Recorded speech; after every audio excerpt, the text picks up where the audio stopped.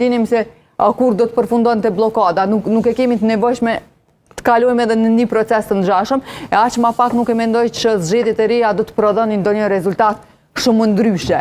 Eventualisht mund të ketë lëvizje për 1-2%, por nuk kemi lëvizje tjetër. Edhe në këtë panel edhe në këtë panel u pajtuam pak më herët që nuk ka pas asnjë lëvizje. Që po thoni 2%? Po nuk mund të ndodhë sepse jemi vetëm 3 muaj pas zgjedhjeve.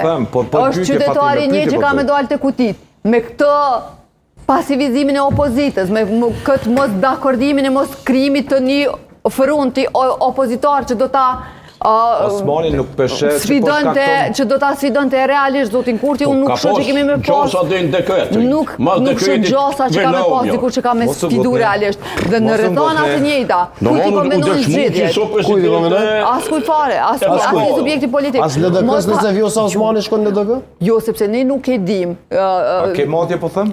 Sepse ne nuk e dim, sot kur po flasim, nuk e dim çfarë efekti do të kishte zonja Osmani brenda LDK-s. Matjet tona po thonë që ka ndikim në publik. Nuk kemi mati se shko shku. Unë mendimin tim e kam bazuar, ti mund ta kesh një mendim tjetër je krejt në rregull. Po i referoha matje publike. Matje publike edhe po ti kemi nuk guxojmë ti referohemi publike. Po referohet 1-2%. Unë e konsideroj, po nuk mund të ketë ndryshim më të madh. Nuk mund të ketë ndryshim më të madh. Unë e konsideroj që edhe zonja